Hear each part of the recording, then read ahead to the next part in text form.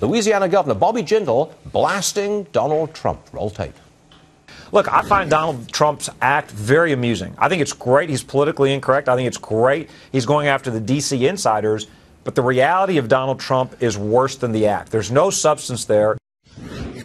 Republican candidate Bobby Jindal joins us right now. Governor, welcome to the program. Stuart, thank you for having me. If Donald Trump wins the Republican nomination, how are you going to support him after you've said what you said about him? Well, Stuart, he's not going to win the nomination. And first of all, I think I'm going to win the nomination. But regardless, I'm confident we're going to nominate a committed conservative. Look, I find Donald Trump's act very amusing. I think it's great he's politically incorrect. I think it's great he's going after the D.C. insiders. But the reality of Donald Trump is worse than the act. There's no substance there. He's a Governor, narcissist. He's an egomaniac. He's not going after the Washington insiders. He's going after everybody, all Americans. And he's getting support from both sides of the aisle. Well, and Stuart, here's the issue. This is an important moment for us. There's a great opportunity not only to win this election, but to apply our conservative principles. The idea of America is slipping away. And as conservatives, we have a choice. Do we trust our principles, or do we trust a man who only believes in himself, doesn't believe in anything else, doesn't believe in limited government? It's not about making America great again. He's about making Donald Trump great. It is time for us to turn to our conservative principles, not this carnival act. You better hope that he does not win the nomination, because if he does, you are committed to supporting him, I believe, and that's going to be very difficult, bearing in mind what you've said about him. I mean, just speculate with me for a moment. If he does win, what are you going to do? Well, Stuart, look, again, he's not going to win the nomination. I think that folks have had a fun summer of silliness. I was amused. Look, I thought it was funny when he gave out Lindsey Graham's phone number. I thought it was funny when he said Jeb Bush's audiences were falling asleep. I thought it was great fun when he gave helicopter rides at the Iowa State Fair. But these are serious times. $18 trillion of debt. We've got Planned Parenthood selling babies' organs across the country. We've got a president about to allow Iran to become a nuclear power.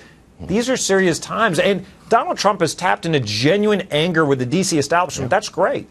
But the problem is there's no substance. He's not interested in policy. He's been for socialized medicine. He's for raising taxes. He is for Donald Trump. The show is amusing, and he's right. We need to fire the D.C. insiders. But it's time to get serious here. It's time to apply our conservative principles. It's time to tell the Donald to get in the elevator, go downstairs. He's fired. Okay, let's get serious. You're elected president. Day one, you walk into the White House. Can you tell us exactly what 3 things you would do? I've got a minute left. Get right at it, sir. 3 things. First, say a prayer to God. Secondly, revoke all of these unconstitutional executive orders done by the president.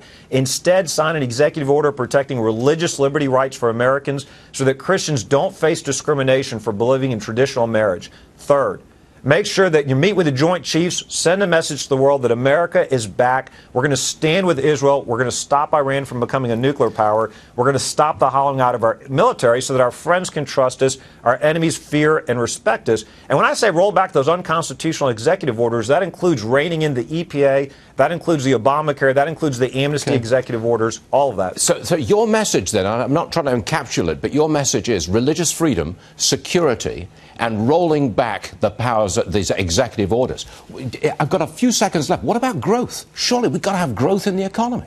Sir, that is the most important issue. You asked what I could do the first day, and reining in the EPA helps with that growth. We need a lower, flatter tax code. We need to repeal Obamacare. We need an energy independence plan. And I've put that forward. Absolutely. We've got to shrink the size of the government economy. I'm the only candidate that has done that. No other candidate has done that. So you're exactly right. We've got to grow the economy so we don't have a record number of Americans on food stamps. We need to rescue the American dream from becoming the European nightmare. The left wants us all to be dependent on government. That's not sustainable. Governor, I do know a lot about the American dream and the European nightmare. Governor Bobby Jindal, thank you very much for joining us today, sir. We appreciate you. Thank you, Stuart.